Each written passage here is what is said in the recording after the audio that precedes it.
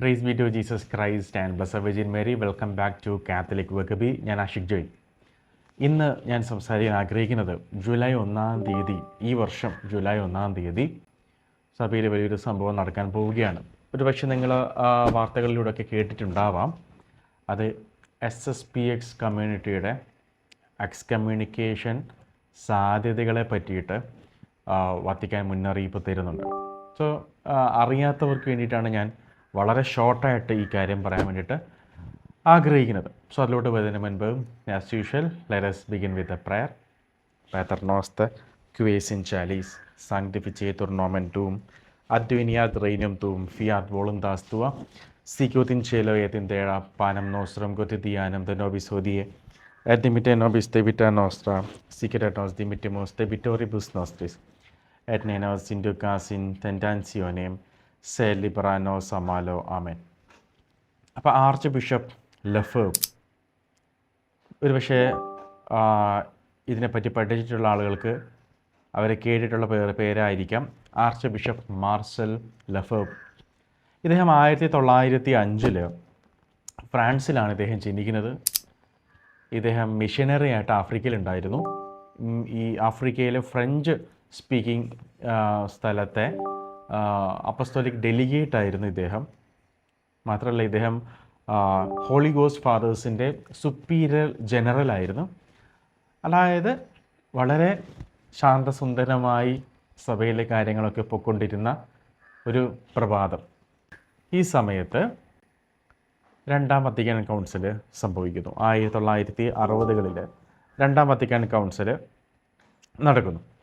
അപ്പോൾ ഈ രണ്ടാം വത്തിക്കാൻ കൗൺസിൽ അന്നുണ്ടായിരുന്ന പലർക്കും ഒരു കല്ലുകടിയായിരുന്നു, പ്രത്യേകിച്ച് ട്രഡീഷണൽ ആയിട്ടുള്ള ആളുകൾക്ക്. ഒരു ഗ്രൂപ്പ് ഓഫ് ആൾക്കാർ പറയുന്നു കാലം മാറുന്നതനുസരിച്ചിട്ട് സഭയും മാറണം എന്ന് പറയുന്ന ഒരു ഗ്രൂപ്പ് ഓഫ് മോഡേണിസ്റ്റ് ചിന്തകളുള്ള കർദിനാൾസ് ആൻഡ് ബിഷപ്സ്. അതുപോലെ യേശുക്രിസ്തുവിന് മാറ്റമില്ലാത്തത് കൊണ്ട് തന്നെ കഴിഞ്ഞ 2000 വർഷമായിട്ട് സഭ ഫോളോ ചെയ്തിട്ടുള്ള കാര്യങ്ങൾ അതേപടി നിലനിർത്തണം എന്ന് പറഞ്ഞു വാദിക്കുന്ന ട്രഡീഷണലിസ്റ്റുകൾ. ഇങ്ങനെ രണ്ട് വിഭാഗം വിശ്വാസികളായിട്ട് രണ്ടാം വത്തിക്കാൻ കൗൺസിലിന് ശേഷം ആളുകൾ തിരിഞ്ഞു എന്നുള്ളതാണ്. തുടക്കത്തിലൊന്നും ഇത് പുറത്തോട്ട് വലിയ കാര്യമായിട്ട് വന്നില്ല. കൗൺസിലിൽ തന്നെ പല മുറുമുറുപ്പുകളൊക്കെ ഉണ്ടായിരുന്നെങ്കിലും പിന്നീടാണ് ഇത് പ്രത്യക്ഷത്തിൽ പബ്ലിക്കായിട്ട് പുറത്തോട്ട് വരാൻ തുടങ്ങിയതും. ഇന്ന് നമ്മളിത് സംസാരിക്കുമ്പോൾ അത് വളരെ വ്യക്തമാണ്. ഇടവകകളിൽ പോലും ട്രഡീഷണലിസ്റ്റുകളും മോഡേണിസ്റ്റുകളും തമ്മിൽ ഒരു ക്ലാഷ് ഉണ്ടാകുന്നത് നമ്മൾ കാണുന്നുണ്ട്. ഒരു പക്ഷേ നമ്മൾ പോലും അറിയാതെ നമ്മളൊരു മോഡേണിസ്റ്റ് ആയിരിക്കാം, നമ്മൾ പോലും അറിയാതെ നമ്മളൊരു ട്രഡീഷണലിസ്റ്റ് ആയിരിക്കാം. അതുകൊണ്ട് ഇന്ന് വളരെ വ്യക്തമാണ്. ഒരാളെ നോക്കുമ്പോൾ, അയാളുടെ പ്രാർത്ഥനാ രീതി നോക്കുമ്പോൾ മനസ്സിലാവും ഇദ്ദേഹം ട്രഡീഷണലിസ്റ്റാണോ മോഡേണിസ്റ്റാണോ എന്നുള്ളത്. അങ്ങനെ രണ്ടാം വത്തിക്കാൻ കൗൺസിലിൻ്റെ ചില തീരുമാനങ്ങൾ ആർച്ച് ബിഷപ്പ് ലെഫേബിന് ഇഷ്ടമില്ലാതിരുന്നിട്ട് പോലും ഇദ്ദേഹം എന്ത് ചെയ്തു, ഈ കൗൺസിൽ ഡോക്യുമെൻറ്റ്സിലൊക്കെ സൈൻ ചെയ്തു. പക്ഷേ ഇദ്ദേഹം ചില കാര്യങ്ങളിൽ അദ്ദേഹത്തിന് ചില കൺസേൺസ് ഉണ്ടായിരുന്നു. പ്രധാനമായിട്ടും റിലീജിയസ് ലിബേർട്ടി, എക്യുമെനിസം, ഇൻ്റർ റിലീജിയസ് ഡയലോഗ്, പിന്നെ ഏറ്റവും പ്രധാനപ്പെട്ട കാര്യം പുതിയ കുർബാന. ഓക്കെ, അപ്പം പ്രധാനമായിട്ടും ഈ കാര്യങ്ങളാണ് ഇദ്ദേഹത്തിന് ഇച്ചിരി പ്രശ്നങ്ങൾ ഉണ്ടായിരുന്നത്. അങ്ങനെ രണ്ടാം വത്തിക്കാൻ കൗൺസിൽ കഴിഞ്ഞു. സാധാരണ കൗൺസിലുകളെല്ലാം നമുക്ക് 20 കൗൺസിലുകൾ സഭയിലുണ്ട്. 21ാമത്തെ കൗൺസിലാണ് രണ്ടാം വത്തിക്കാൻ കൗൺസിൽ. ഓരോ കൗൺസിലുകൾ കഴിയുമ്പോഴും സഭയിൽ വലിയ ആത്മീയ ഉണർവാണ് സംഭവിക്കാറുണ്ടായിരുന്നത്. പക്ഷേ നേരെ വിപരീതമായിട്ട് രണ്ടാം വത്തിക്കാൻ കൗൺസിലിന് ശേഷം ഇങ്ങനെ ഗ്രാഫ് പൊയ്ക്കൊണ്ടിരുന്ന സഭയിൽ, അതായത് വിശ്വാസികളുടെ വിശ്വാസം, പരിശുദ്ധ കുർബാനയിലെ അറ്റൻഡൻസ്, ദൈവവിളികൾ, അത് വൈദികരുടെ ഇടയിലായിക്കൊള്ളട്ടെ, സന്യസ്തരുടെ ഇടയിലായിക്കൊള്ളട്ടെ, കന്യാസ്ത്രീകളുടെ ഇടയിലായിക്കൊള്ളട്ടെ, അതുപോലെ തന്നെ അനുദിന പരിശുദ്ധ കുർബാനയിൽ പങ്കെടുക്കുന്നവരുടെ എണ്ണം, ഇതൊക്കെ ഇങ്ങനെ ഒരു ഗ്രാഫ് പോയിക്കൊണ്ടിരുന്നത്. അത് നേരെ താഴോട്ടേക്ക് പോകാൻ തുടങ്ങി. എപ്പോഴ്? രണ്ടാം വത്തിക്കാൻ കൗൺസിൽ കഴിഞ്ഞപ്പോൾ. ഈ സമയത്ത് ഒരുപാട് വൈദികർ അവരുടെ പ്രീസ്റ്റ്ഹുഡ് തന്നെ വേണ്ടെന്ന് പറഞ്ഞ് സഭ വിട്ടുപോയി. പലരുടെയും വിശ്വാസം നഷ്ടപ്പെട്ടു. പിന്നീട് പുതിയ രീതിയിലുള്ള തിയോളജീസ് ഇറങ്ങി. എന്തിനു പറയുന്നു? 7 സാക്രമെൻറ്റ്സ്, നമ്മൾ ഇന്നൊരു സാധാരണ കത്തോലിക്കിന് ഉപയോഗിക്കുന്ന 7 കൂദാശകളും പുതിയ ഫോമിലോട്ട് മാറി എന്നുള്ളതാണ്. എല്ലാം പുതിയ ഫോമിലോട്ട് മാറി. ട്രഡീഷണൽ ലാറ്റിൻ രീതിയിലുള്ള ബാപ്റ്റിസം മാറി പുതിയ രീതിയിലുള്ളതായി. അതിൽ പല കാര്യങ്ങളും ഒമിറ്റ് ചെയ്തിട്ടാണ് ഇന്ന് പുതിയതുള്ളത്. പരിശുദ്ധ കുർബാനയുടെ കാര്യത്തിൽ പിന്നെ നമ്മളൊന്നും പറയേണ്ട ആവശ്യമില്ല, കംപ്ലീറ്റ്ലി അത് മാറി എന്നുള്ളതാണ്. കോൺസെക്രേഷൻസ് വേർഡാണ് നമുക്കതിൽ സിമിലറായിട്ട് തോന്നുന്നു. ഒരുപാട് ഭാഗങ്ങൾ മാറി. അത് ട്രഡീഷണൽ ലാറ്റിൻ കുർബാന കണ്ടിട്ടുള്ള വിശ്വാസികൾക്ക് മനസ്സിലാവും. അതുപോലെ ഇദ്ദേഹം ആശങ്കപ്പെട്ടിരുന്ന എക്യുമെനിസത്തിൻ്റെ പേരിൽ അല്ലെങ്കിൽ ഇൻ്റർ റിലീജിയസ് ഡയലോഗിൻ്റെ പേരിൽ എല്ലാം ഒന്നാണ് എന്നൊരു പ്രതീതി ഇതിന് ശേഷം വന്നു. രണ്ടാം വത്തിക്കാൻ കൗൺസിലിന് ശേഷം വന്നു. സാംസ്കാരിക അനുരൂപണങ്ങൾ സംഭവിക്കാൻ തുടങ്ങി. ക്രിസ്ത്യൻ പള്ളികളും അമ്പലങ്ങളും കണ്ടാൽ മനസ്സിലാവാത്ത സിറ്റുവേഷൻസ് ഉണ്ടായി. ഇതെല്ലാം രണ്ടാം വത്തിക്കാൻ കൗൺസിലിന് ശേഷം വന്നതാണ്. രണ്ടാം വത്തിക്കാൻ കൗൺസിലിൻ്റെ പ്രശ്നമല്ല ഞാൻ ഈ പറയുന്നത്, അത് പ്രത്യേകം ശ്രദ്ധിക്കണം. രണ്ടാം വത്തിക്കാൻ കൗൺസിലിന് ശേഷം വന്നതാണ്. സോ ഇദ്ദേഹത്തിൻ്റെ ആർച്ച് ബിഷപ്പ് ലെഫോബിൻ്റെ കൺസേൺ ശരിയായിരുന്നു.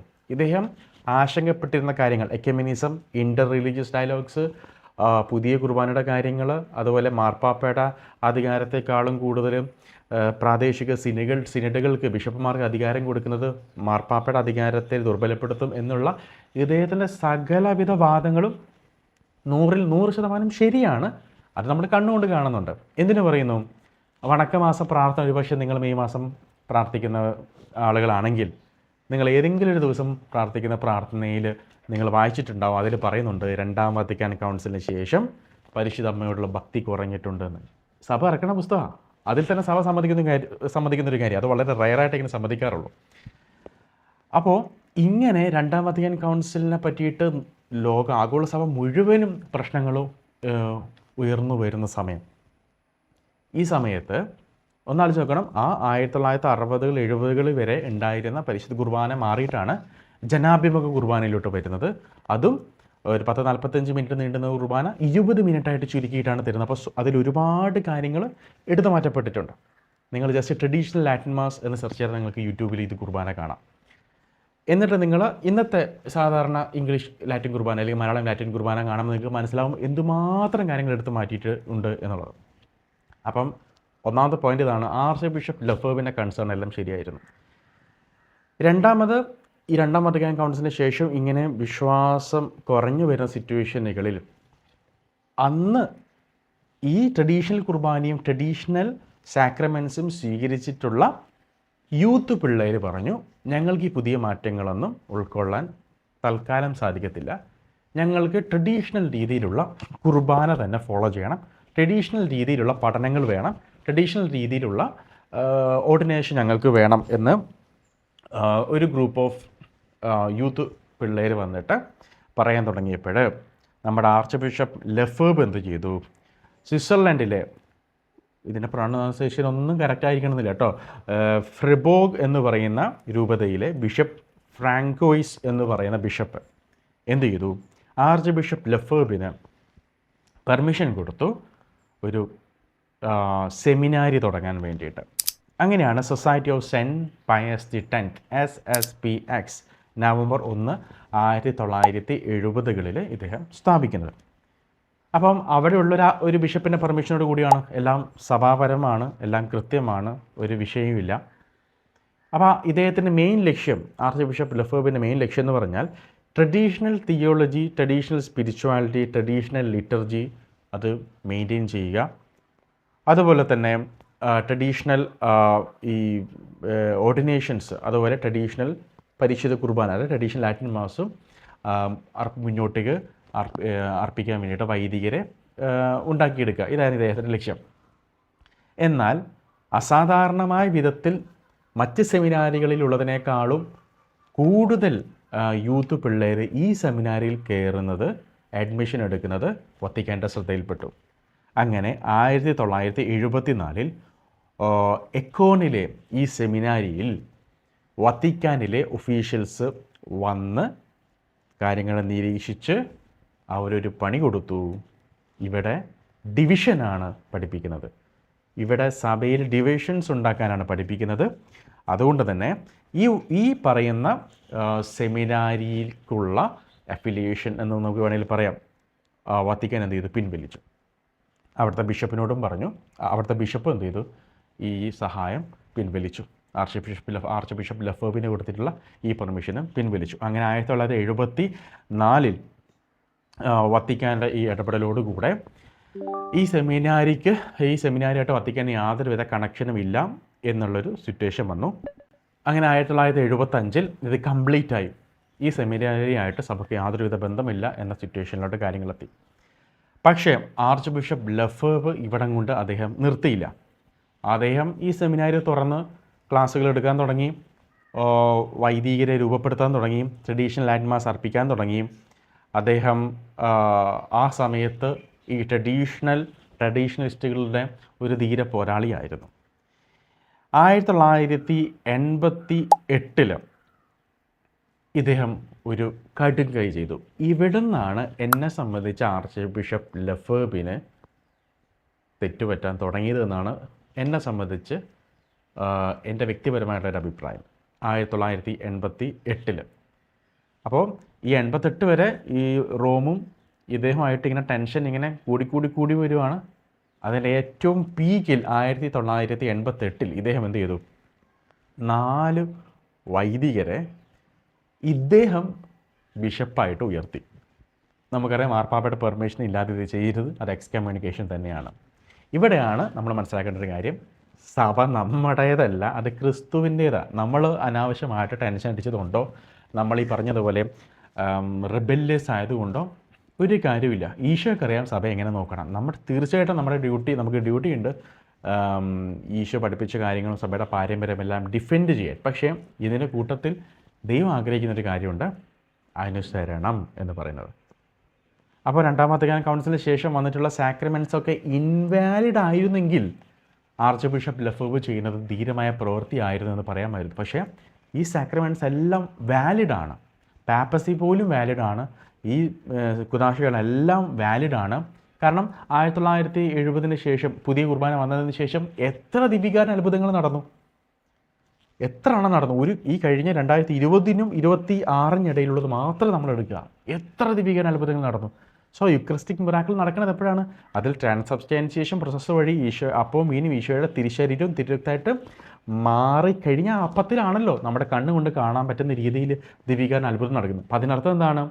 പരിശുദ്ധ കുർബാനയുടെ ഫോമിൽ അല്ലെങ്കിൽ ആ അർപ്പിക്കുന്ന രീതിയിൽ മാറ്റം വന്നെങ്കിൽ പോലും ഇപ്പോഴും അത് യേശു ക്രിസ്തുവിൻ്റെ തിരുശരീരവും തിരുരക്തമാണ്. അതിനെതിരെ നമ്മൾ ഫൈറ്റ് ചെയ്യരുത്. അപ്പോൾ ആർച്ച് ബിഷപ്പ് ലഫേബ് എന്ത് ചെയ്തു? 1988 മാർപ്പാപ്പയെ ധിക്കരിച്ചുകൊണ്ട് 4 വൈദികരെ ബിഷപ്പുമാരാക്കി ഉയർത്തി. നമുക്കും ഒരു പക്ഷേ രണ്ടാം വത്തിക്കാൻ കൗൺസിൽ പല കാര്യങ്ങളോടും അഭിപ്രായ വ്യത്യാസം ഉണ്ടായിരിക്കും. പക്ഷേ നമുക്ക് സഭയായിട്ട് ഫുൾ കമ്മ്യൂണിയനിൽ നിൽക്കണമെങ്കിൽ നമ്മൾ സഭ പറയുന്ന കൗൺസിലുകളെല്ലാം അംഗീകരിച്ചേ പറ്റൂ. നമുക്ക് വ്യക്തിപരമായിട്ട് നമ്മൾ സംസാരിക്കുമ്പോൾ ഓക്കെ, പക്ഷേ പബ്ലിക്കായിട്ട് ഇദ്ദേഹം രണ്ടാം വത്തിക്കാൻ കൗൺസിൽ പബ്ലിക്കായിട്ട് എതിർത്തു. ആർച്ച് ബിഷപ്പ് വിഗാനോയും കഴിഞ്ഞ 2-3 വർഷം മുൻപ് അദ്ദേഹത്തെയും സഭ എക്സ്കമ്മ്യൂണിക്കേറ്റ് ചെയ്തിരുന്നു. അവിടെയും ഇദ്ദേഹം രണ്ടാം വത്തിക്കാൻ കൗൺസിലിനെ തള്ളിപ്പറയുകയാണ് ചെയ്തത്. അങ്ങനെ 2009 ബെനഡിക്ട് 16 മാർപ്പാപ്പ ഈ 4 ബിഷപ്പുമാരുടെ മുകളിലുള്ള എക്സ്കമ്മ്യൂണിക്കേഷൻ പിൻവലിച്ചു. ആർച്ച് ബിഷപ്പ് ലഫേബ് അപ്പോഴേക്കും മരിച്ചു കഴിഞ്ഞു കേട്ടോ. എക്സ്കമ്മ്യൂണിക്കേഷനോട് കൂടിയാണ് അദ്ദേഹം മരിച്ചിട്ടുള്ളത്. നമുക്കറിയാം വിശുദ്ധ ഫ്രാൻസിസ് ഓഫ് റോം കണ്ട നിത്യനരകം എന്ന പുസ്തകത്തിൽ എക്സ്കമ്മ്യൂണിക്കേഷൻ ചെയ്യപ്പെട്ടിട്ടുള്ള ആത്മാക്കൾ നരകത്തിൽ അനുഭവിക്കുന്ന പീഡനങ്ങളെപ്പറ്റി പറയുന്നുണ്ട്. ഇദ്ദേഹത്തിൻ്റെ പ്രവൃത്തിയെ ദൈവം ഏത് രീതിയിലാണ് എടുത്തിട്ടുണ്ടാവുക? ഇദ്ദേഹത്തിൻ്റെ മോട്ടീവ് കറക്റ്റായിരുന്നു, പക്ഷേ ഇദ്ദേഹം സ്വീകരിച്ച വഴി അത് മാനസികമായിട്ട് ചിന്തിക്കുമ്പോൾ തെറ്റാണെന്ന് നമുക്ക് തോന്നുന്നു.